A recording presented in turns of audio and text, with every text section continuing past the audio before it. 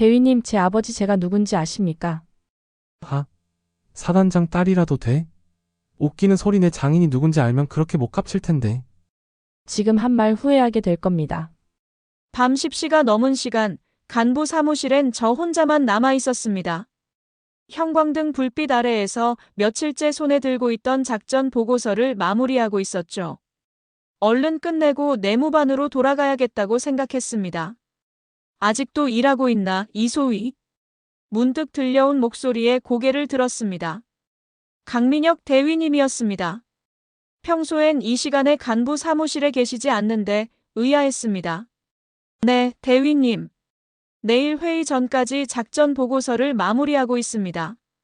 대위님은 천천히 제 책상 쪽으로 걸어왔습니다. 평소보다 걸음이 느렸습니다. 무언가 이상한 느낌이 들었습니다. 왠지 모르게 긴장이 됐습니다. 그 보고서 좀 보자. 제 등 뒤로 바짝 다가와 어깨 너머로 서류를 들여다보는 대위님.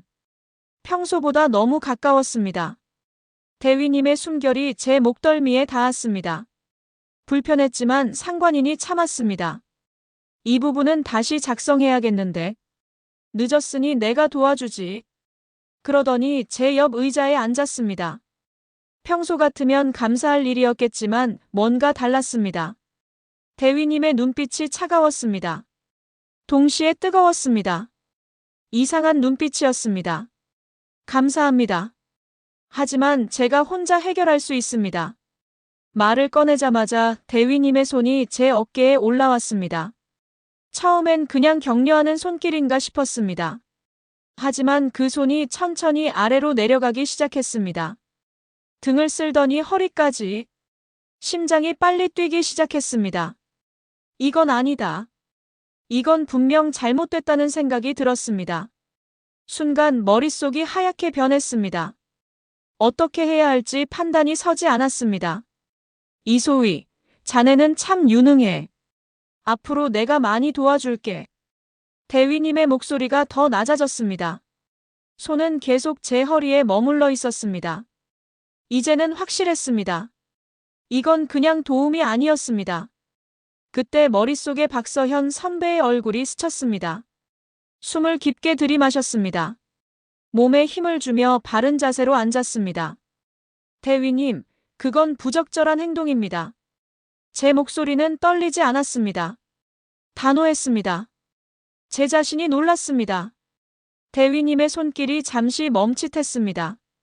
뭐라고? 대위님의 행동은 군내 성희롱에 해당됩니다. 지금 당장 멈추셔야 합니다. 의자에서 일어나 한 걸음 물러섰습니다. 대위님과 거리를 두었습니다. 심장은 여전히 빠르게 뛰고 있었지만 생각은 명료했습니다. 내가 옳다는 확신이 들었습니다. 대위님의 얼굴이 순간 굳었습니다. 눈빛이 변했습니다. 당황한 기색이 역력했습니다. 잠시 침묵이 흘렀습니다. 이소희, 내가 뭐 잘못했나? 그냥 도와주려고 한 건데. 거짓말이었습니다. 둘 다 알고 있었습니다. 대위님의 목소리에 불편함이 묻어났습니다. 얼굴은 점점 붉어졌습니다. 도움은 감사합니다만 제가 혼자 처리하겠습니다. 보고서는 내일 아침까지 완성해서 제출하겠습니다. 최대한 공식적인 어투로 대답했습니다. 흔들리지 않으려 했습니다. 대위님은 잠시 저를 응시했습니다. 제가 눈을 피하지 않자 먼저 시선을 돌렸습니다. 그래, 알았어. 내일 보자고. 대위님은 의자에서 일어나 사무실을 나갔습니다. 문이 닫히자마자 다리에 힘이 풀렸습니다. 의자에 주저앉았습니다. 심장이 너무 빨리 뛰어 숨이 가빴습니다. 이게 맞는 건가?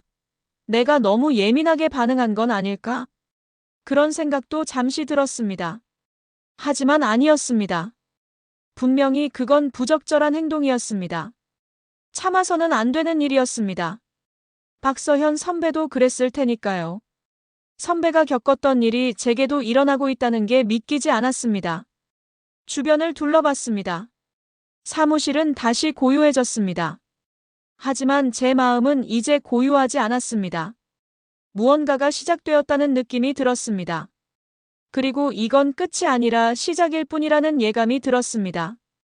보고서를 마저 작성하려 했지만 집중이 되지 않았습니다. 오늘은 여기까지만 하고 내일 일찍 와서 마무리해야겠다고 생각했습니다. 파일을 저장하고 컴퓨터를 종료했습니다. 가방을 챙기며 한숨을 내쉬었습니다. 그날 밤 여군 내무반으로 돌아가는 길은 평소보다 길게 느껴졌습니다. 발걸음은 무거웠고 머릿속은 복잡했습니다. 이제 어떻게 해야 할지, 내일 대위님을 마주하면 어떻게 행동해야 할지 답이 없었습니다. 그때는 몰랐습니다. 다음 날 아침 출근길은 무겁게 느껴졌습니다. 여느 때처럼 5시 30분, 여명이 막 시작될 무렵이었습니다. 부대는 이미 살아 움직이고 있었습니다. 눈을 비비며 일어나는 병사들, 구령 소리, 구두 밟는 소리. 익숙한 소리들이었지만 오늘은 모든 게 다르게 느껴졌습니다. 사무실에 들어서자마자 느꼈습니다. 뭔가 달라졌다는 걸. 다른 장교들이 절 보는 눈빛이 달랐습니다. 인사를 건네도 시선을 피하거나 짧게 대답하고 말았습니다. 무슨 일이 있었던 걸까요? 이소희, 중대장실로 와. 복도 끝에서 강민혁 대위님의 목소리가 들렸습니다. 어제의 일이 생각나 심장이 쿵쾅거렸습니다. 대위님의 사무실로 향했습니다. 네, 대위님 부르셨습니까? 어젯밤 보고서는 다 끝냈나? 네, 지금 제출하겠습니다. 대위님의 표정은 차가웠습니다. 어제와는 완전히 다른 사람 같았습니다. 다 끝났다고? 뻔뻔하군. 제가 내민 보고서를 받아든 대위님. 잠시 훑어보더니 책상 위에 던지듯 올려놓았습니다. 이게 뭐야? 내가 말한 대로 정리한 거 맞아? 하지만 대위님, 지시하신 내용을 모두 담았습니다. 충분하지 않아. 전부 다시 작성해. 오늘까지 다시 제출해. 그리고 작전 계획 분석 문서도 같이 제출해. 지난번 작성한 건 형식이 맞지 않아. 그 문서는 이미 지난주에 승인받은 문서였습니다. 대위님도 잘했다고 하셨던 문서였습니다. 대위님, 그 문서는 이미 승인. 내가 형식이 맞지 않다고 했잖아. 다시 작성해. 대위님의 목소리가 높아졌습니다. 사무실 밖에 있는 사람들도 들을 수 있을 정도였습니다. 제 얼굴이 화끈거렸습니다. 창피했습니다. 그날부터 악몽이 시작되었습니다. 매일 불가능한 업무량이 쌓였습니다. 하루에 3개의 보고서를 작성하라는 지시, 이미 완료된 작업을 이유 없이 다시 하라는 명령. 밤샘 근무의 연속이었습니다. 일주일이 지났습니다. 그날 연대회의에서 있었던 일은 아직도 생생합니다. 다음은 전술훈련 평가 결과입니다. 대위님이 프로젝터로 자료를 보여주며 말했습니다. 모든 장교들이 모인 자리였습니다. 특히 이소희가 담당한 3소대의 성과가 눈에 띄게 저조합니다. 모두의 시선이 저에게 쏠렸습니다. 당황스러웠습니다. 대위님은 코웃음을 쳤습니다. 여군은 역시 이 정도밖에 못하나? 회의실에 웃음소리가 터져나왔습니다. 제 얼굴은 새빨개졌습니다. 목까지 화끈거렸습니다. 웃음소리가 귓가에서 메아리 쳤습니다. 그날 이후로 저는 점점 고립되기 시작했습니다. 중요한 회의에는 초대받지 못했습니다. 야외 훈련에도 배제되었습니다. 여군이라 힘들 테니까라는 핑계였습니다. 식당에서도 혼자 밥을 먹는 날이 많아졌습니다. 처음엔 우연인 줄 알았습니다. 하지만 점점 의도적이라는 걸 알게 되었습니다. 대위님은 다른 장교들에게 저와 거리를 두라고 은근히 압력을 넣고 있었습니다. 강대위가 너에 대해 안 좋은 얘기를 많이 퍼뜨리고 있어. 뭔가 개인적인 감정이 있는 것 같아. 당직 중이던 오대위님이 어느 날 몰래 알려주었습니다. 개인적인 감정이라. 그분은 몰랐을 테지요. 제가 강대위님의 성추행을 거부한 일이 있었다는 걸. 그러던 어느 날 밤이었습니다. 또다시 밤늦게까지 남아 일하고 있었습니다. 사무실에는 저 혼자뿐이었습니다. 시계는 밤 11시를 가리키고 있었습니다. 문이 열리는 소리가 들렸습니다. 고개를 들어보니 강대위님이었습니다. 또 시작되는구나 싶었습니다. 아직도 일하고 있나, 이소희? 첫날과 똑같은 말투였습니다. 하지만 이번에는 눈빛이 더 날카로웠습니다. 더 위험했습니다. 네, 대위님이 지시하신 보고서를 마무리하고 있습니다. 최대한 담담하게 대답했습니다. 대위님은 천천히 제 책상으로 다가왔습니다. 다시 그 거리감. 너무 가까웠습니다.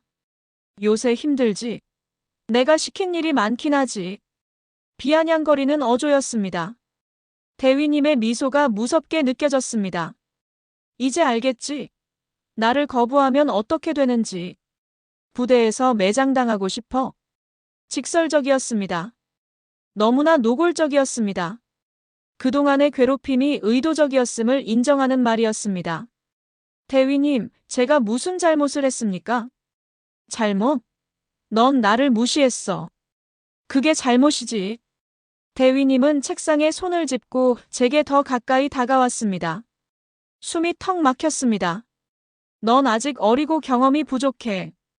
군대에선 혼자 살아남기 힘들어. 특히 여군은. 대위님의 손이 다시 제 어깨에 올라왔습니다. 이번엔 더 무겁게, 더 강압적으로 느껴졌습니다. 내 경력은 내 손에 달려 있어. 내가 어떤 평가를 하느냐에 따라 내 앞길이 결정돼. 그걸 알아도. 협박이었습니다. 노골적인 협박이었습니다. 대위님의 손이 다시 어깨에서 허리로 내려가고 있었습니다. 심장이 빠르게 뛰었습니다. 두려웠습니다. 하지만 동시에 분노가 치밀었습니다. 그분은 제가 누군지 모를 겁니다. 제가 사단장의 딸이라는 사실을 일부러 숨겼습니다. 아버지의 그늘 아래가 아닌 제 힘으로 인정받고 싶었으니까요. 특혜 없이, 특별 대우 없이 오직 제 능력으로만 평가받고 싶었습니다. 하지만 지금 이 순간 처음으로 그 사실을 밝히고 싶다는 유혹이 들었습니다. 내 아버지가 누군지 알아? 이 한마디면 모든 것이 달라질 테니까요. 그러나 그건 제가 3년 전에 내린 결심을 배신하는 일이었습니다. 박서현 선배에게 했던 약속을 어기는 일이었습니다. 대위님, 그 손 치워주십시오. 다시 한번 단호하게 말했습니다. 대위님의 눈이 커졌습니다. 믿을 수 없다는 표정이었습니다. 아직도 정신을 못 차렸나 보군. 대위님의 소나귀가 제 어깨를 더 세게 움켜쥐었습니다. 아팠습니다. 하지만 표정 하나 바꾸지 않으려 노력했습니다. 다시 생각해봐. 난 언제든 널 도울 준비가 되어 있어. 내 말 알지? 그리고 날 거부하면 어떻게 되는지도 알지? 대위님은 제 뺨을 쓰다듬으려 했습니다. 그 순간 본능적으로 고개를 돌렸습니다. 손길을 피했습니다. 대위님의 얼굴이 순간 일그러졌습니다. 분노가 가득한 표정이었습니다. 순간 박서현 선배가 떠올랐습니다. 그리고 결심했습니다. 증거를 확보하자. 아버지의 도움 없이 스스로 이 문제를 해결하자. 군대 내 성희롱 문제를 뿌리 뽑자. 그리고 저는 대위님 몰래 핸드폰에 녹음 버튼을 눌렀습니다. 증거를 확보하기 위해서요. 누군가는 이 상황에 대해 이렇게 말할 겁니다. 아버지가 사단장인데 대위한테 정체를 밝히면 되는 거 아닌가? 하지만 그렇지 않습니다. 지금 당장은 잠잠해지겠죠. 하지만 똑같은 문제가 계속 반복될 겁니다. 3년 전 그 사건처럼요. 지금으로부터 4년 전 사관학교에 들어갔을 때의 일입니다. 저는 김태준 장군의 딸로 유명했습니다. 그것만으로도 자부심이 넘쳤습니다. 아버지는 이미 군에서 인정받는 장군이었습니다. 그리고 저는 그런 아버지의 딸이라는 사실을 자랑하며 다녔습니다. 야, 저기 김 장군님 딸 왔다. 제가 식당에 들어설 때마다 들리던 소리였습니다. 솔직히 말하면 그 소리가 싫지 않았습니다. 오히려 은근히 즐겼던 것 같습니다.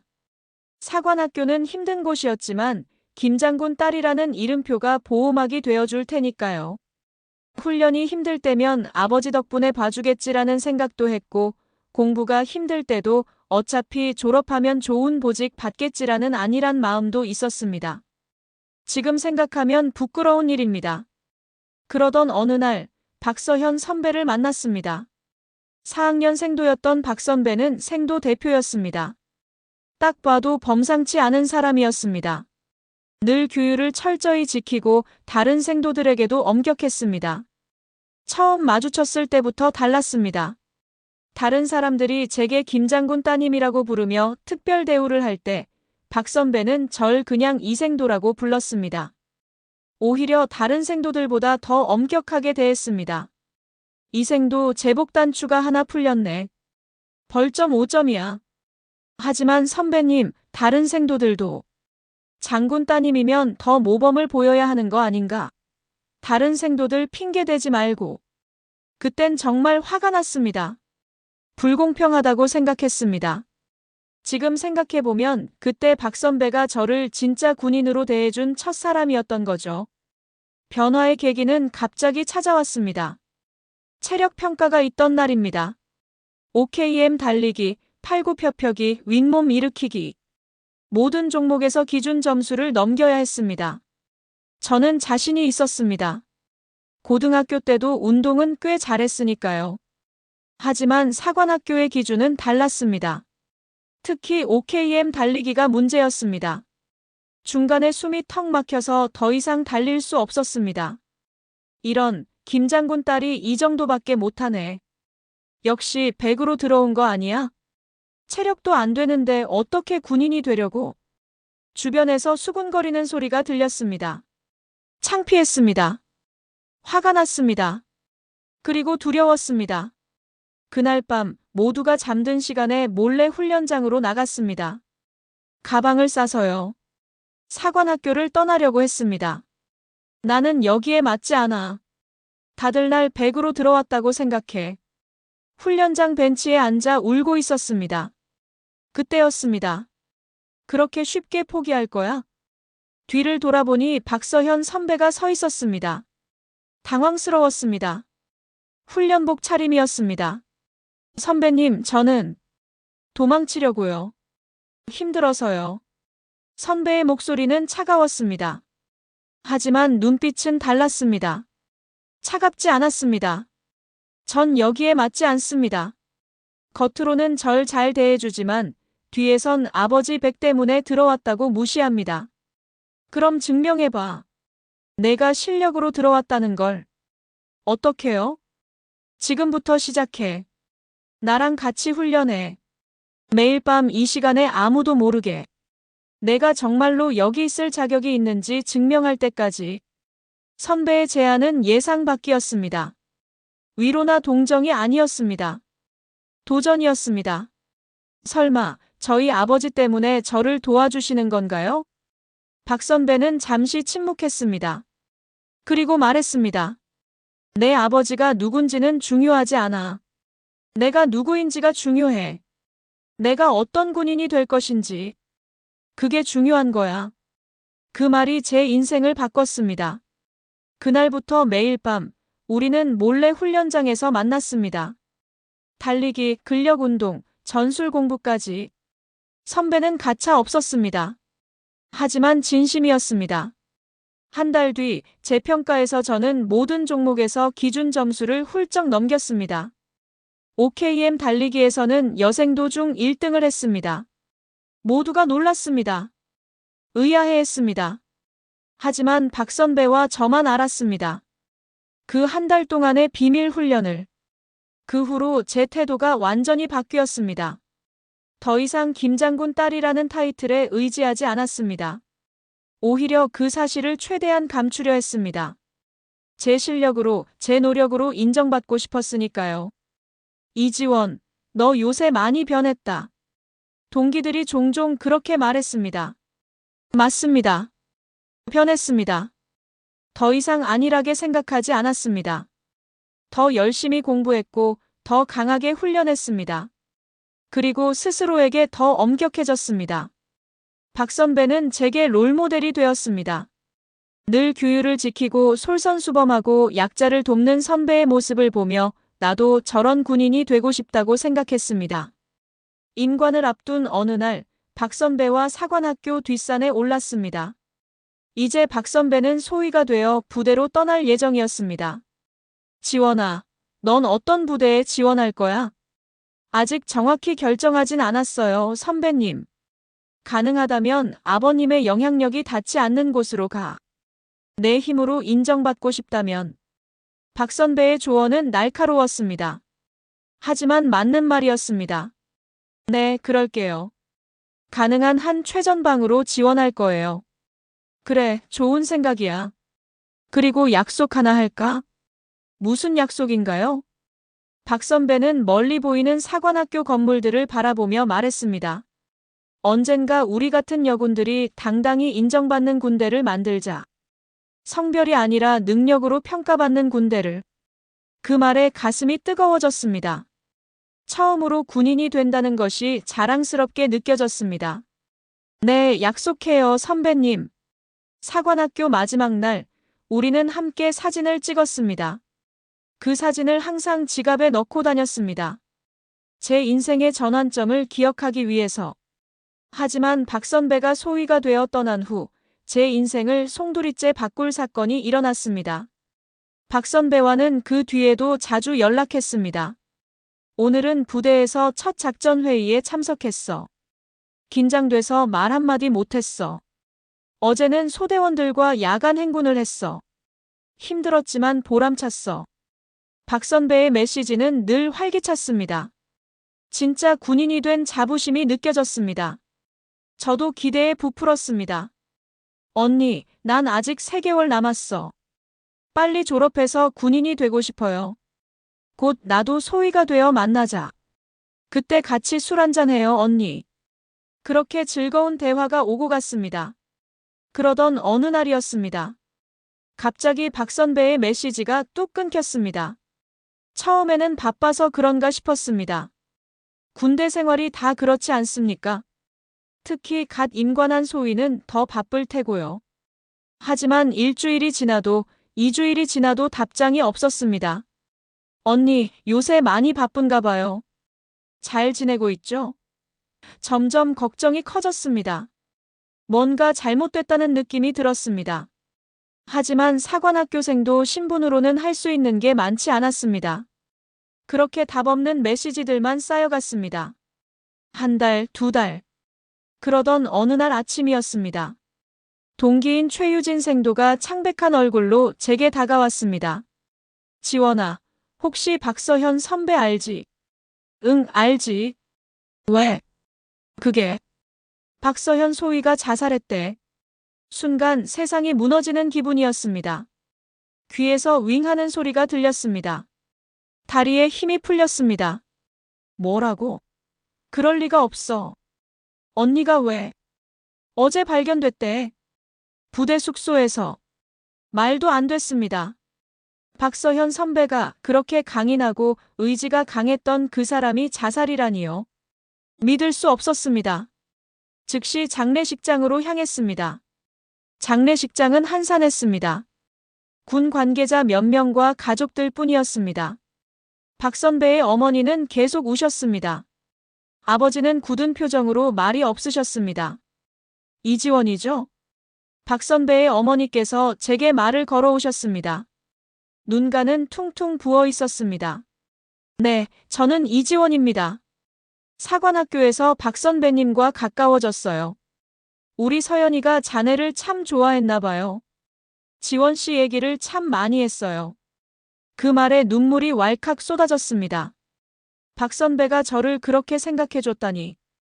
말을 잇지 못했습니다. 장례식이 끝나고 저는 박 선배의 개인 물품을 정리하는 것을 도와드렸습니다. 부대에서 가져온 짐이 생각보다 많지 않았습니다. 군복 몇 벌, 책 몇 권, 사진첩. 그때였습니다. 박 선배의 룸메이트였다는 김소희가 제게 다가왔습니다. 혹시 이지원 생도죠? 네, 맞습니다. 이거 서연 언니 책상 서랍에서 발견했어요. 이소희 앞으로 된 봉투예요. 언니가 보내려 했던 것 같아요. 하얀 봉투를 받아들었습니다. 앞면에는 깔끔한 글씨로 이지원 소위 앞이라고 적혀 있었습니다. 아직 임관도 하지 않은 저를 소위라고 부른 것이 왠지 마음을 아프게 했습니다. 감사합니다. 장례식장을 나와 조용한 공원 벤치에 앉았습니다. 떨리는 손으로 봉투를 열었습니다. 안에는 한 장의 편지가 들어 있었습니다. 박 선배의 단정한 글씨체였습니다. 이소위에게. 너에게 말하고 싶은데 말할 수 없어서 너무 괴롭다. 사실 나 요즘 너무 힘들어. 너한테 도와달라고 말하고 싶어. 지난달부터 우리 부대 대령이 계속 나를 따로 불러. 처음엔 업무 때문인 줄 알았어. 그런데 점점 이상해졌어. 매일 밤 대령님의 불필요한 접촉과 말들. 참을 수 없어 신고했어. 부대 성폭력 신고 절차대로. 그런데 아무 일도 일어나지 않았어. 오히려 나만 고립됐어. 다들 날 피해. 대령은 더 노골적으로 압박해. 너도 알다시피 내가 아는 사람이 없잖아. 그래서 염치 없이 내 아버지한테 이 사실을 말해달라고 부탁하고 싶네. 그런데 알지. 그렇게 할 수 없는 거. 그건 내가 너한테 요구했던 모습과 너무 다른 모습이잖아. 너무 무서워. 매일 밤이 두려워. 너한테 이 편지를 보내지 못할 것 같아. 그냥 널 보고 싶었어. 그래서 이 편지를 써. 항상 널 응원해. 편지를 읽는 내내 온몸이 떨렸습니다. 눈물이 하염없이 흘러내렸습니다. 박 선배가 그런 일을 겪고 있었다니. 그리고 저에게 도움을 청하고 싶었다니. 가슴이 찢어지는 것 같았습니다. 만약 제가 알았더라면, 만약 이 편지를 더 일찍 받았더라면, 부대로 돌아오는 길 휴대폰으로 뉴스를 검색했습니다. 육군 소위 자살이라는 키워드로 찾아봤습니다. 하지만 놀랍게도 아무 기사도 나오지 않았습니다. 박서현 선배의 죽음은 뉴스거리조차 되지 않았습니다. 박 선배를 성추행한 윤 대령의 이름을 검색했습니다. 몇몇 기사가 나왔지만 모두 군 행사에 참석한 소식뿐이었습니다. 어떤 징계나 조사에 관한 내용은 전혀 없었습니다. 그렇게 박 선배의 사건은 철저히 묻혀버렸습니다. 마치 아무 일도 없었던 것처럼, 마치 박서현 소위라는 사람이 존재하지 않았던 것처럼. 사관학교로 돌아와 며칠을 울었습니다. 분노했습니다. 자책했습니다. 왜 더 빨리 알아차리지 못했을까? 왜 도와주지 못했을까? 그런 생각이 머릿속을 떠나지 않았습니다. 그리고 결심했습니다. 이대로 넘어갈 수는 없다고. 박서현 선배의 죽음이 헛되지 않게 해야 한다고. 며칠을 고민한 끝에 결국 한 가지 방법밖에 떠오르지 않았습니다. 아버지에게 알리는 것. 그동안 아버지의 힘을 빌리지 않겠다고 다짐했지만 이건 제 문제가 아니었습니다. 박서현 선배의 정의를 위한 일이었습니다. 그리고 어쩌면 다른 여군들을 위한 일이기도 했습니다. 사관학교 졸업을 2달 앞둔 시점이었습니다. 주말 외출을 나가 아버지를 만났습니다. 정해진 시간에 아버지 집무실로 찾아갔습니다. 문을 두드리는 손이 떨렸습니다. 들어오게. 아버지의 단단한 목소리가 들렸습니다. 문을 열고 들어갔습니다. 아버지는 책상 앞에 앉아 서류를 보고 계셨습니다. 언제나처럼 위험 있는 모습이었습니다. 아버지, 이지원입니다. 왔구나. 앉아라. 오랜만에 보는 아버지였지만 반갑다는 말도 안부를 묻는 말도 없었습니다. 아버지는 늘 그랬습니다. 무뚝뚝하고 말수가 적으셨습니다. 하지만 그 안에 깊은 사랑이 있다는 것을 저는 알고 있었습니다. 의자에 앉았습니다. 잠시 망설였습니다. 어떻게 이야기를 시작해야 할지 몰라서요. 아버지는 제 표정이 심상치 않다는 것을 눈치채셨는지 서류를 접고 저를 바라보셨습니다. 무슨 일이 있나? 깊은 숨을 들이쉬고 가방에서 박 선배의 편지를 꺼냈습니다. 그리고 천천히 처음부터 끝까지 모든 이야기를 들려드렸습니다. 박서현 선배와의 만남, 그분이 제게 얼마나 큰 영향을 미쳤는지, 갑자기 연락이 끊긴 일, 그리고 충격적인 자살 소식을 들은 일까지. 마지막으로 편지를 아버지께 건넸습니다. 아버지, 이건 군인으로서도 인간으로서도 용납할 수 없는 일입니다. 목소리가 떨렸습니다. 분노와 슬픔이 섞인 감정이 북받쳐 올랐습니다. 아버지는 묵묵히 제 이야기를 들으셨습니다. 그리고 편지를 천천히 꼼꼼히 읽으셨습니다. 아버지의 표정이 점점 굳어갔습니다. 눈빛이 차갑게 변했습니다. 그리고 깊은 분노와 슬픔이 섞인 표정을 짓게 되었습니다. 오랜 침묵이 흘렀습니다. 아버지는 창밖을 바라보며 생각에 잠겨 계셨습니다. 제가 무언가 더 말해야 할까 고민하고 있을 때 아버지께서 입을 여셨습니다. 윤정호 대령이라고 했나? 네, 아버지. 내가 처리하마. 이런 일이 군에서 일어나서는 안 돼. 단호한 목소리였습니다. 아버지의 눈빛에서 결연한 의지가 느껴졌습니다. 처음으로 아버지가 군인이 아닌 한 사람의 아버지로 느껴지는 순간이었습니다. 지원아, 이런 일을 알려줘서 고맙다. 힘들었을 텐데. 아버지의 목소리가 부드러워졌습니다. 뭉클했습니다. 평소에는 좀처럼 보여주지 않던 모습이었습니다. 정의를 위해 나서는 것. 그건 진정한 군인의 자세. 박서현 소위가 내게 그걸 가르쳐줬구나. 눈물이 흘렀습니다. 참을 수 없었습니다. 아버지는 잠시 망설이다가 제 어깨를 토닥여 주셨습니다. 그 따뜻한 손길이 큰 위로가 되었습니다. 이제 내 할 일은 다 했다. 학교로 돌아가서 남은 시간 동안 최선을 다해라. 나머지는 내가 맡아서 처리할게. 네, 아버지.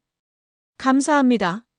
사관학교로 돌아온 후 저는 매일 뉴스를 검색했습니다. 윤정호 대령에 대한 조사 소식이 있을까 해서요. 하지만 여전히 아무 기사도 나오지 않았습니다. 마치 아무 일도 벌어지지 않은 것처럼요. 그러던 어느 날 아버지에게서 전화가 왔습니다. 아버지가 직접 전화를 하는 일은 거의 없었기에 놀랐습니다. 지원아, 윤정호 대령은 더 이상 군에 있지 않다. 조사 결과 혐의가 인정되어 해임됐다. 안도했습니다. 그래도 정의는 실현되었구나 싶었습니다. 그럼 대령은 처벌받나요? 아버지는 잠시 침묵했습니다. 형사처벌까지는 어려웠다. 하지만 군에서는 해임되었고 연금도 절반으로 줄었다. 가슴이 무거워졌습니다. 충분하지 않았습니다. 완전한 정의가 아니었습니다. 공개적으로 발표는 안 되나요? 다른 사람들도 알아야.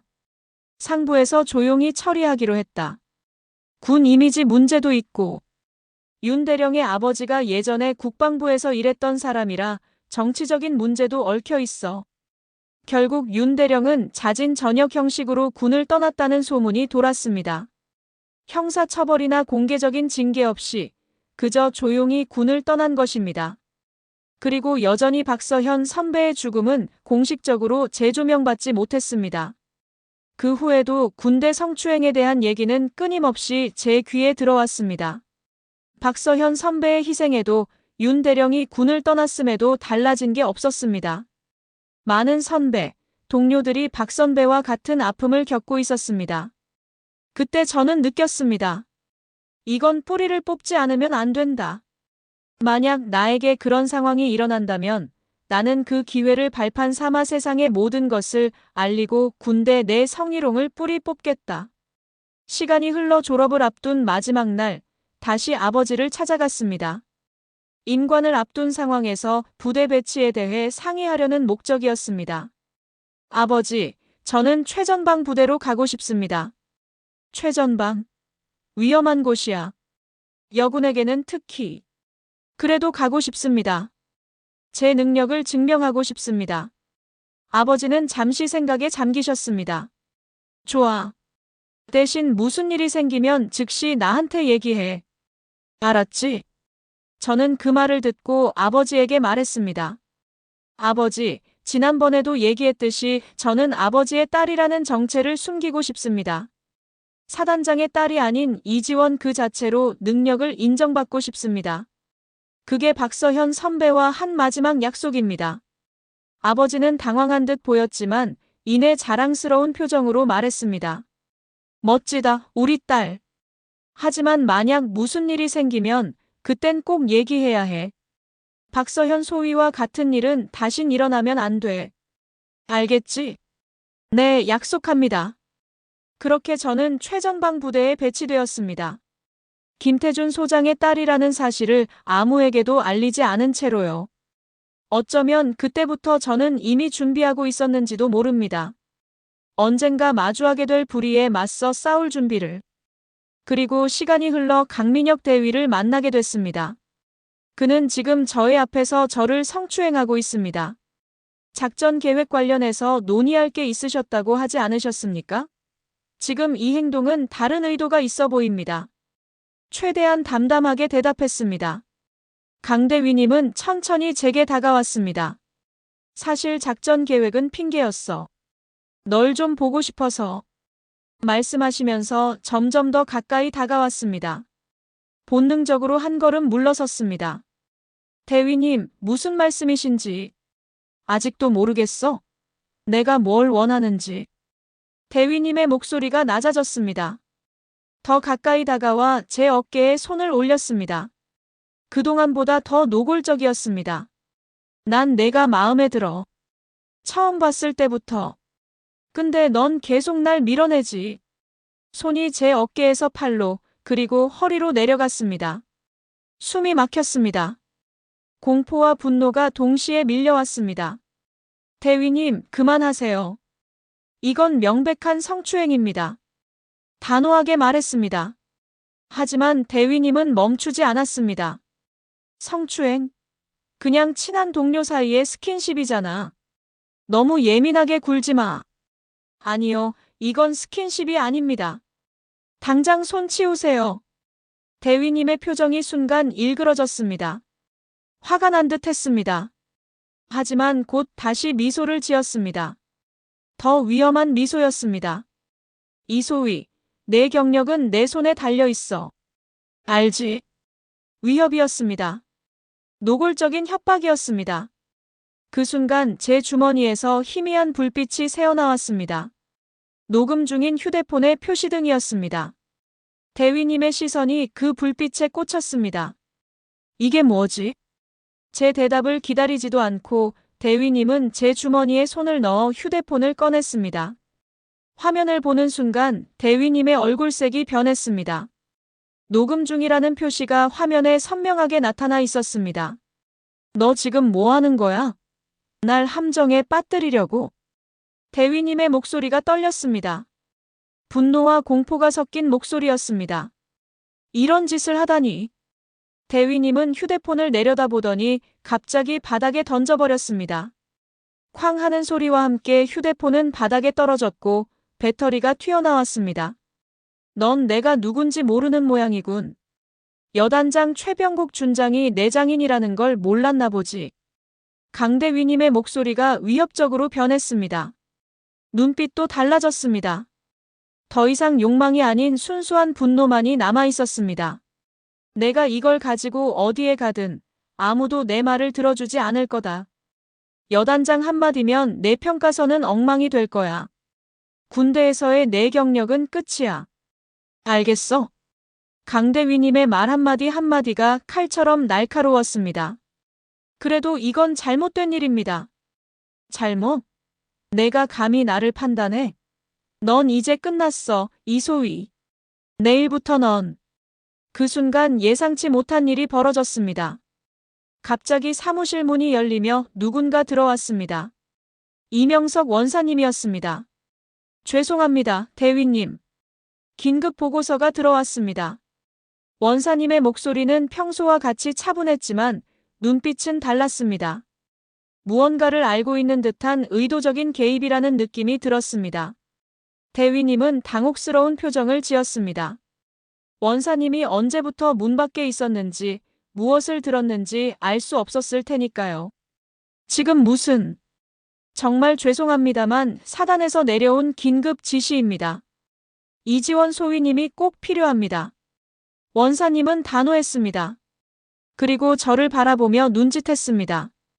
빨리 나가자는 신호였습니다. 네, 당장 가겠습니다. 대위님, 먼저 실례하겠습니다. 경례를 하고 바닥에 떨어진 휴대폰의 잔해를 주워 주머니에 넣었습니다. 다리가 후들거렸지만 최대한 당당하게 사무실을 나서려 했습니다. 이소희, 이건 아직 끝난 게 아니야.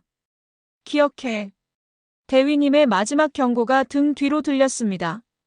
사무실을 나와 복도를 걷는 동안 원사님은 아무 말도 하지 않았습니다. 충분히 거리가 생겼다고 판단했을 때 한적한 휴게실로 저를 안내했습니다. 소희님, 괜찮으십니까? 원사님의 목소리에는 진심 어린 걱정이 담겨 있었습니다. 네, 괜찮습니다. 원사님, 도와주셔서 감사합니다. 깨진 휴대폰을 꺼내 테이블 위에 올려놓았습니다. 화면은 완전히 금이 가 있었고 배터리도 분리되어 작동하지 않았습니다. 제가 우연히 지나가다 소리를 들었습니다. 뭔가 이상해서. 원사님은 말을 아꼈지만 상황을 어느 정도 파악했다는 것을 알 수 있었습니다. 소희님, 조심하셔야 합니다. 대위님은 위험한 사람입니다. 네, 이미 알고 있습니다. 그래서 증거를 모으고 있었습니다. 그분의 장인이 여단장이라. 원사님은 걱정스러운 표정으로 말끝을 흐렸습니다. 30년 군 생활을 해온 베테랑 부사관인 원사님도 이 상황이 얼마나 어려운지 알고 계셨을 겁니다. 네, 알고 있습니다. 제 목소리에 힘을 불어넣었습니다. 하지만 이건 잘못된 일입니다. 곧 진실이 밝혀질 겁니다. 원사님은 제 눈을 똑바로 바라보셨습니다. 무언가를 판단하는 듯한 눈빛이었습니다. 그리고 잠시 후 작은 목소리로 말씀하셨습니다. 소희님, 혹시 증거를 가지고 있습니까? 그 질문에 저는 잠시 망설였습니다. 원사님을 완전히 신뢰해도 될지 확신이 없었습니다. 하지만 지금 제게 도움의 손길을 내민 유일한 사람이었습니다. 사실 이 휴대폰에 있는 녹음 파일이 증거였습니다. 하지만 이제는 원사님은 깊은 생각에 잠겼습니다. 그리고 조심스럽게 말을 이어갔습니다. 소희님, 이런 일은 혼자 싸우기 힘듭니다. 도움이 필요하시면 언제든지 말씀하세요. 감사합니다, 원사님. 원사님은 잠시 망설이다가 덧붙였습니다. 그리고 혹시 모르니 휴대폰을 잘 보관하세요. 데이터 복구 전문가가 있으면 녹음 파일을 살릴 수도 있을 겁니다. 그 말에 작은 희망이 생겼습니다. 맞습니다. 아직 모든 것이 끝난 건 아니었습니다. 배터리가 분리되고 화면이 깨졌을 뿐 내부 메모리는 무사할 수도 있었습니다. 정말 감사합니다. 원사님은 부드럽게 미소 지으셨습니다. 소희님은 용기 있는 분이십니다. 하지만 조심하세요. 강대위가 무슨 짓을 할지 모릅니다. 그 말에 등골이 오싹해졌습니다. 하지만 이미 알고 있었습니다. 이것은 시작에 불과하다는 것을. 네, 주의하겠습니다. 그날 이후 강 대위의 보복은 즉각적이고 노골적이었습니다. 훈련, 업무 모든 것이 상상 이상으로 많아졌습니다. 더 심각한 것은 대위의 영향력이 다른 동료들에게까지 미치기 시작했다는 점이었습니다. 어느새 저는 부대에서 완전히 고립되어 있었습니다. 하지만 포기하지 않았습니다. 왜냐하면 드디어 증거를 손에 넣었기 때문입니다. 강 대위에게 휴대폰을 빼앗기고 파손됐을 때 저는 즉시 데이터 복구 센터에 갔고 시간이 걸렸지만 강 대위가 저한테 했던 모든 성희롱, 협박 증거들을 복구할 수 있었습니다. 그동안 참아왔던 것이 드디어 결실을 맺을 순간이 온 것입니다. 이제 제가 나설 차례였습니다. 그러던 어느 날 아침 부대에 특별한 소식이 전해졌습니다. 새로운 사단장이 부임한다는 소식이었습니다. 김태준 소장님이 오신대. 엄청 엄격하고 원칙주의자라던데. 들었어? 예전에 어디 부대에서도 군기를 바짝 세웠다고 하더라. 이제 편한 날은 다 갔구만. 긴장해야 하겠어. 이 소식을 들으며 가슴이 뛰었습니다. 사실 이미 한 달 전부터 알고 있던 소식이었습니다. 정기 인사 발령으로 아버지가 우리 사단의 새 사단장으로 오신다는 것은 군 내부에서는 공공연한 비밀이었습니다. 그리고 저는 그 소식을 듣자마자 계획을 세웠습니다. 일주일 전 복구했던 강 대위의 성희롱 관련 자료를 정리해서 아버지께 보냈습니다. 아버지, 그동안 제가 모은 자료입니다. 메시지와 함께 증거를 보낸 뒤 아버지로부터 짧은 답장을 받았습니다. 고맙다. 고생 많았어. 곧 갈게. 다음 날 아침, 부대는 평소보다 더 일찍 움직이기 시작했습니다. 새 사단장 부임식이 있는 날이었으니까요. 모든 장병들은 제복을 단정히 차려입고 사열대에 정렬했습니다. 십시 정각, 검은색 승용차가 사단 본부 앞에 도착했습니다. 차에서 내리는 아버지를 멀리서 바라봤습니다. 여전히 위엄있고 당당한 모습이었습니다. 부임식 동안 아버지와 제 시선이 한 번 마주쳤습니다. 아주 짧은 순간이었지만 아버지의 눈빛에서 확신을 읽을 수 있었습니다. 부임식이 끝나고 오후 3시경 예상대로 일이 벌어졌습니다. 연대 본부에서 전화가 왔습니다. 강민혁 대위님 계십니까? 사단장님께서 지금 바로 뵙자고 하십니다. 저는 그 소식을 들은 즉시 마음이 덜컥 내려앉았습니다. 드디어 시작되는구나 싶었습니다. 강 대위는 전화를 받고 미소를 지었습니다. 오히려 기대감에 차 보였습니다. 사단장님이 첫날부터 나를 찾으시다니. 장인 어른이 말씀드리셨나 보군. 대위님은 제게 잠시 의미심장한 눈빛을 보냈습니다. 마치 보라. 이게 내 힘이다라고 말하는 듯한 표정이었습니다. 이소희, 이제 내가 사단장님께 좋은 말씀 드려야겠군. 넌 앞으로 더 힘들어질 거야. 그 말에 아무 대답도 하지 않았습니다. 곧 모든 것이 밝혀질 테니까요. 약 20분 후 저에게도 전화가 왔습니다. 사단장 비서실에서였습니다. 이지원 소위님 계십니까? 사단장님께서 지금 바로 뵙자고 하십니다. 심장이 빠르게 뛰기 시작했습니다. 드디어 그 순간이 왔다는 것을 직감했습니다. 사단장 집무실로 향하는 발걸음이 무거웠습니다. 이제 모든 일이 결정될 것이라는 압박감 때문이었습니다. 사단장 집무실 앞에 도착하자 참모장님이 문 앞에서 기다리고 계셨습니다. 이소희, 들어가 보게. 사단장님이 자네를 기다리고 계시네. 깊게 심호흡을 하고 집무실 문을 두드렸습니다. 들어오게. 아버지의 단단한 목소리가 들렸습니다. 문을 열고 들어섰습니다. 아버지는 창가에 서서 밖을 바라보고 계셨습니다. 등 뒤로 반짝이는 별들이 힘을 실어주는 것 같았습니다. 사단장님, 이지원 소위 보고드립니다. 정중히 경례를 하고 소파에 앉았습니다.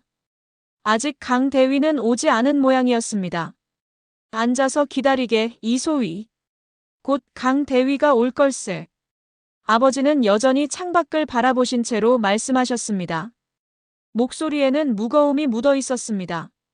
약 5분 후 노크 소리가 들렸고 강민혁 대위가 들어왔습니다. 대위의 표정은 자신감에 차 있었습니다. 저를 보자 순간 놀란 기색이 보였지만 곧 의미심장한 미소를 지었습니다. 사단장님, 강민혁 대위 보고드립니다. 완벽한 차렷 자세로 경례를 올리는 강 대위. 아버지는 여전히 등을 돌린 채로 응답하지 않으셨습니다. 강 대위는 저를 힐끗 바라보며 작게 속삭였습니다. 그래, 이소희. 이게 나의 영향력이야. 대위는 제가 여기 있는 이유가 사단장이 저를 꾸짖기 위해서라고 생각한 모양이었습니다. 자신의 장인인 여단장이 사단장에게 저에 대해 나쁘게 말했을 거라고 확신하는 듯 했습니다. 침묵이 흘렀습니다. 무거운 침묵이었습니다. 강 대위는 점점 불안해 보였습니다. 마침내 아버지가 입을 여셨습니다. 강 대위, 자네에 대해 몇 가지 이야기를 들었네. 아버지의 목소리는 냉정했습니다. 감정이 배제된 공식적인 어조였습니다. 천천히, 아주 천천히 아버지는 몸을 돌리셨습니다. 그리고 우리와 마주하셨습니다.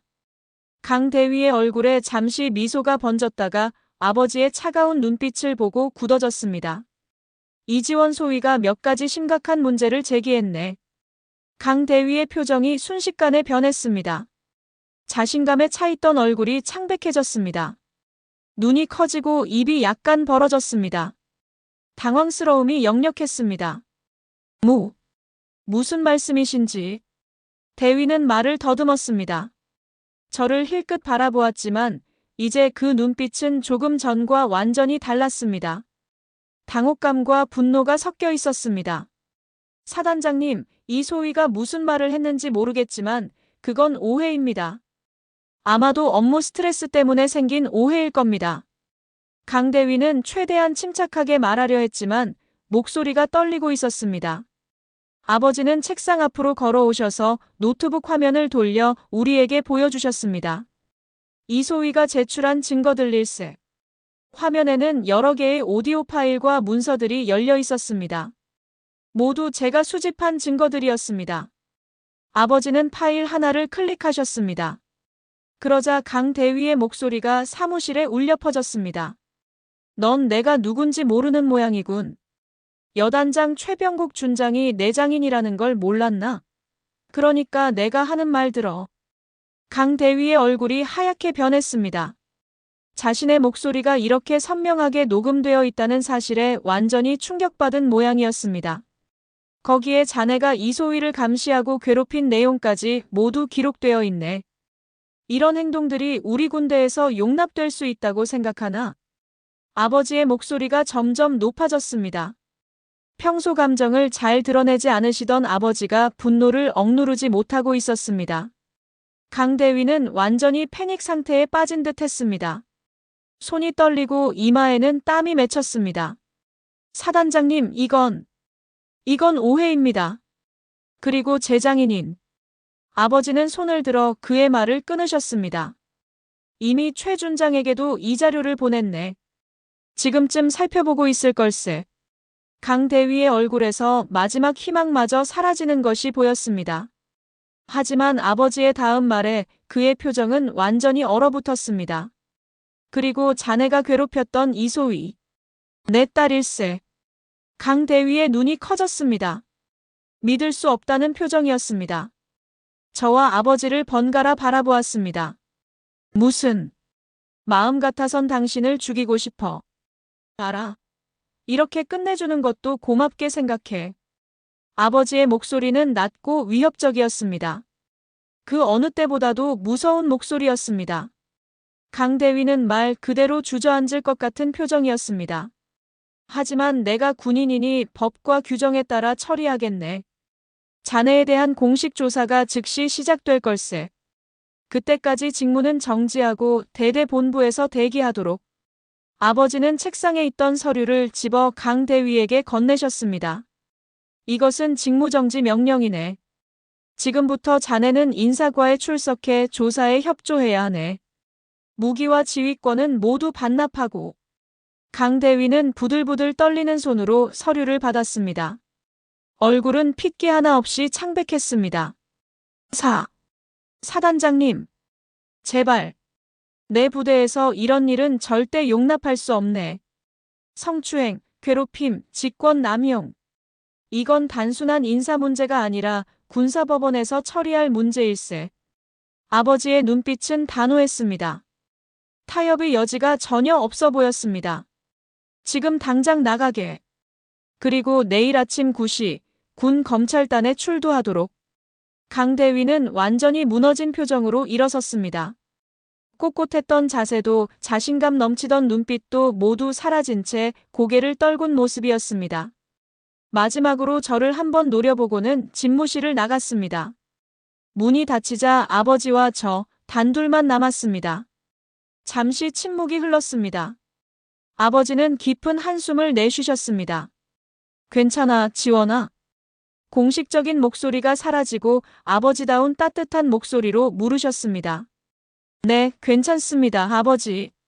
많이 힘들었겠구나. 아버지의 목소리에는 미안함이 묻어 있었습니다. 평소 감정 표현이 서툰 아버지였지만 그날만큼은 진심 어린 걱정이 얼굴에 드러나 있었습니다. 제가 혼자 해결하고 싶어 했는데 도와주셔서 감사해요. 아니야. 내가 해결한 거야. 내가 힘들게 수집한 증거로 해결된 거니까. 아버지는 잠시 미소를 지으셨습니다. 그리고 다시 진지한 표정으로 돌아오셨습니다. 강 대위는 이제 그냥 넘어가지 않을 거다. 군사법원에 회부될 거고 다른 피해자들도 조사할 예정이야. 이 일이 끝날 때까지 좀 힘들 수도 있어. 괜찮습니다, 아버지. 준비됐어요. 처음으로 아버지와 제가 같은 편에 서서 뭔가를 해결했다는 느낌이 들었습니다. 우리 사이에 항상 존재했던 거리감이 조금은 좁혀진 것 같았습니다. 자랑스럽다, 내 딸. 아버지의 그 한마디에 눈물이 왈칵 쏟아질 뻔했습니다. 하지만 참았습니다. 아직 군인으로서 해야 할 일이 남아 있었으니까요. 이제 돌아가 봐. 용기를 잃지 말고. 네, 아버지. 감사합니다. 경례를 올리고 집무실을 나왔습니다. 복도를 걸으며 깊은 숨을 내쉬었습니다. 마침내 악몽 같은 나날이 끝나가고 있다는 안도감과 함께 새로운 싸움이 시작될 것이라는 긴장감도 느껴졌습니다. 그날 이후 사건은 급속도로 진전되었습니다. 제가 수집한 증거들이 군 내부 수사팀에 공식 제출되었고 강 대위에 대한 본격적인 조사가 시작되었습니다. 놀라운 일은 그 다음에 일어났습니다. 첫 번째 조사 결과가 발표되자마자 다른 피해자들이 하나둘씩 나타나기 시작한 것입니다. 제가 알던 것보다 훨씬 많은 여군들이 강 대위에게 유사한 성희롱을 당했던 것으로 밝혀졌습니다. 김미영 중위님이 가장 먼저 용기를 내셨습니다. 평소 조용하고 소극적이었던 그녀가 사단 본부를 찾아와 증언한 것입니다. 이지원 소위님이 그렇게 용기를 내는 걸 보고 저도 더 이상 침묵할 수 없었어요. 저도 2년 전부터 강 대위님에게 비슷한 일을 당했습니다. 이어서 송지영 하사도 나섰습니다. 그동안 강 대위의 압박에 공개적으로 저를 지지하지 못했던 그녀는 눈물을 흘리며 자신의 경험을 털어놓았습니다. 소위님, 정말 죄송해요. 도와드리고 싶었는데 너무 무서웠어요. 강 대위님이 저한테도. 이렇게 증언이 쌓여가면서 강 대위의 상황은 점점 악화되었습니다. 한 명이 아닌 여러 명의 피해자와 목격자들의 증언이 모이자 더 이상 부인할 수 없는 상황이 되었습니다. 한 달 후 군사법원의 판결이 내려졌습니다. 강 대위는 성추행, 직권남용, 강요 등의 혐의로 유죄 판결을 받았습니다. 강제 전역과 함께 실형을 선고받았습니다. 군인으로서의 경력은 완전히 끝이 났습니다. 사건의 파장은 우리 부대를 넘어 군 전체로 확산되었습니다. 우리 사단에서는 성희롱 예방 교육이 대폭 강화되었고 성폭력 신고 시스템도 개선되었습니다. 익명 신고가 가능한 핫라인이 개설되었으며 여성 상담관도 새로 배치되었습니다.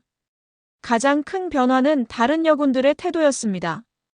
이제 그들은 저를 볼 때마다 감사와 존경의 눈빛을 보냈습니다.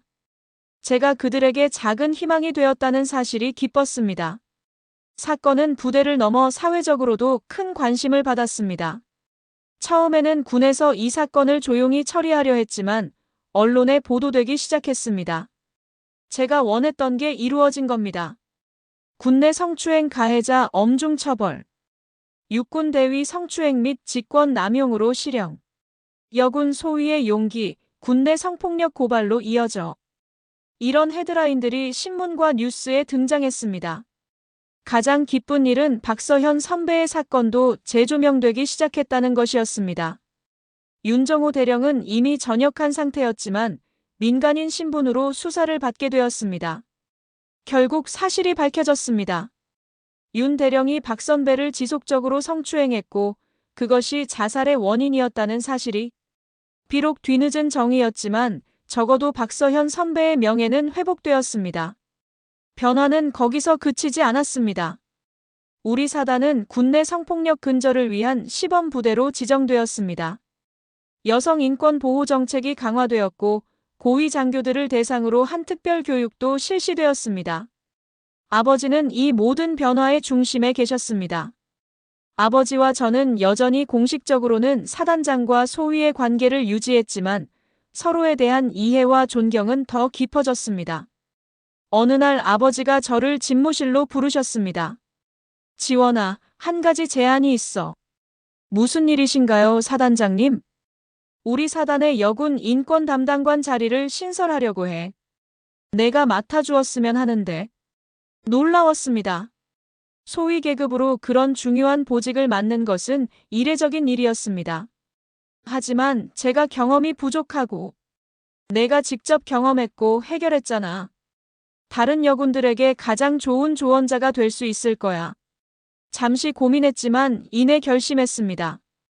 이것이 제가 할 수 있는 가장 의미 있는 일이라고 생각했기 때문입니다. 감사합니다. 최선을 다하겠습니다. 그렇게 저는 사단여군 인권 담당관이라는 새로운 임무를 맡게 되었습니다. 이제 제 사무실 문을 두드리는 여군들이 늘어났습니다. 그들의 이야기를 듣고 도움을 주고 때로는 함께 울기도 했습니다.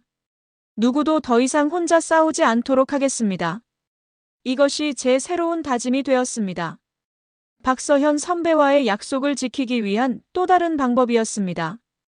변화는 천천히 하지만 확실하게 일어나고 있었습니다. 완벽하지는 않았지만 적어도 과거보다는 나아지고 있었습니다. 그리고 그 변화의 중심에 제가 있다는 사실이 자랑스러웠습니다.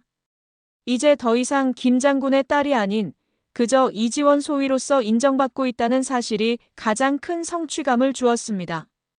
아버지의 그늘이 아닌 제 스스로의 빛으로서 있을 수 있게 된 것이었습니다. 그리고 시간이 흘러 저는 박서현 선배의 묘소를 찾아갔습니다. 맑은 가을 하늘 아래 고요한 공원 묘지에 선배의 묘비가 있었습니다. 묘비 앞에 무릎을 꿇고 국화꽃 한 다발을 올렸습니다. 그리고 지갑에서 간직하던 사진과 편지를 꺼내 조심스럽게 놓았습니다. 언니, 약속 지켰어요. 비록 늦었지만 목소리가 떨렸습니다. 바람이 살랑 불어 편지 끝자락을 흔들었습니다. 윤 대령이 마침내 처벌받게 됐어요. 언니의 사건도 재조사되었고 진실이 밝혀졌어요. 이제 언니의 명예가 회복됐어요.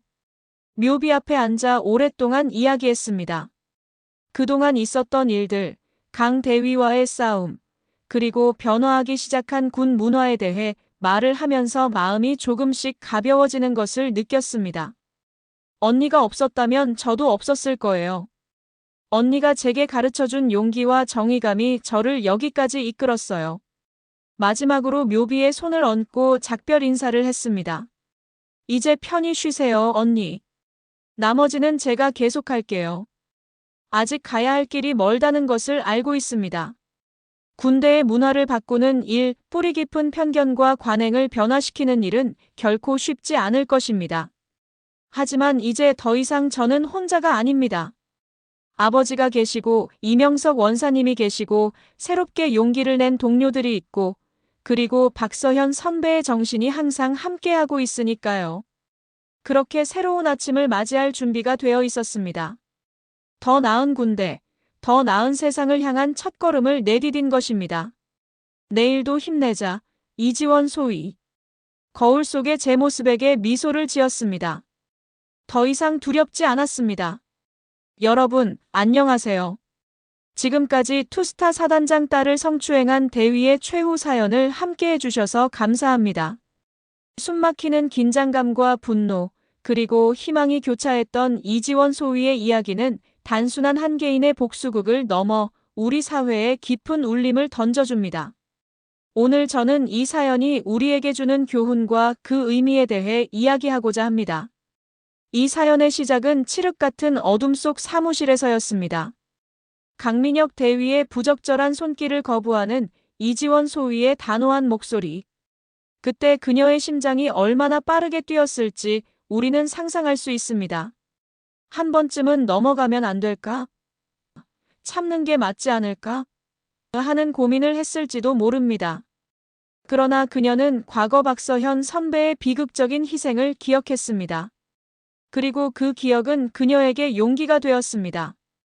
잘못된 것을 잘못됐다고 말하는 것, 그것이 얼마나 큰 용기를 필요로 하는 일인지, 그리고 그것이 얼마나 중요한 일인지 이지원 소위는 알고 있었습니다.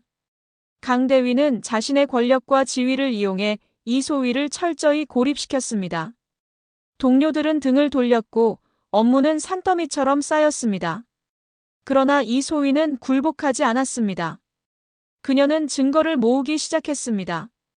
혼자 싸우는 것이 두려웠을 테지만 정의를 향한 그녀의 의지는 꺾이지 않았습니다. 이것이 바로 우리가 이 사연을 통해 얻어야 할 첫 번째 교훈입니다. 불의에 맞서는 용기는 비록 작은 시작일지라도 거대한 변화를 일으키는 첫걸음이 된다는 사실입니다. 많은 사람들이 침묵하고 외면할 때 혼자라도 용기를 내는 그 한 사람이 세상을 바꿀 수 있습니다. 하지만 이지원은 혼자가 아니었습니다. 그녀의 아버지 김태준 사단장과 이명석 원사의 존재는 이 사연에서 매우 중요한 의미를 갖습니다. 아버지는 딸의 고통을 외면하지 않았습니다. 딸의 정체를 숨기고 자신의 힘으로 일어서려 했던 이지원의 뜻을 존중하면서도 결정적인 순간에 딸의 편에 서서 힘이 되어 주었습니다. 권력의 최상층에 있던 그가 자신의 위치를 이용해 부패를 척결하려 했다는 것은 단순한 부정이 아닌 정의 실현을 위한 올바른 권력 사용의 모범을 보여준 것입니다. 또한 자신의 모든 것을 잃을 수도 있는 위험을 감수하면서도 이지원 소위에게 도움의 손길을 내민 이명석 원사 역시 우리에게 큰 울림을 줍니다. 약자를 외면하지 않는 공동체의 중요성을 보여준 것입니다. 이 사연은 결국 용기 있는 개인의 투쟁이 올바른 권력을 가진 사람과 정의를 추구하는 동료들의 지지와 만났을 때 비로소 거대한 변화를 만들어낼 수 있음을 증명합니다. 강대위는 자신의 권력과 배경을 맹신하며 이지원 소위를 협박했습니다. 그의 장인이 여단장이라는 사실을 내세우며 자신의 행동을 정당화하려 했죠. 그러나 그의 오만함은 결국 그를 무너뜨렸습니다. 더욱 감동적인 것은 이지원 소위의 용기 있는 행동이 단순히 강대위를 처벌하는 데서 그치지 않았다는 점입니다. 그녀의 고발은 마치 파문처럼 퍼져나갔고 침묵하고 있던 다른 피해자들에게 용기를 주었습니다. 김미영 중위, 송지영 하사 등 수많은 여군들이 자신의 경험을 털어놓으며 진실을 증언했습니다. 그 결과 강대위는 유죄 판결을 받고 군에서 퇴출되었습니다. 그리고 이 사건은 박서현 선배의 비극을 재조명하는 계기가 되었습니다. 그녀의 노력 덕분에 군내 성희롱 근절을 위한 시스템이 강화되었고 그녀 스스로가 여군 인권 담당관이라는 중요한 임무를 맡게 되었습니다. 이지원 소위는 더 이상 김 소장의 딸이라는 타이틀에 의존하지 않았습니다. 그녀는 오직 이지원 소위로서 자신의 길을 개척했습니다. 그녀의 용기와 정의감이 수많은 사람들에게 영감을 주었고 군대라는 거대한 조직의 문화까지 변화시켰습니다. 이 사연은 우리에게 다음과 같은 메시지를 전합니다. 첫째, 불의를 목격했을 때 침묵하지 않는 용기가 필요합니다.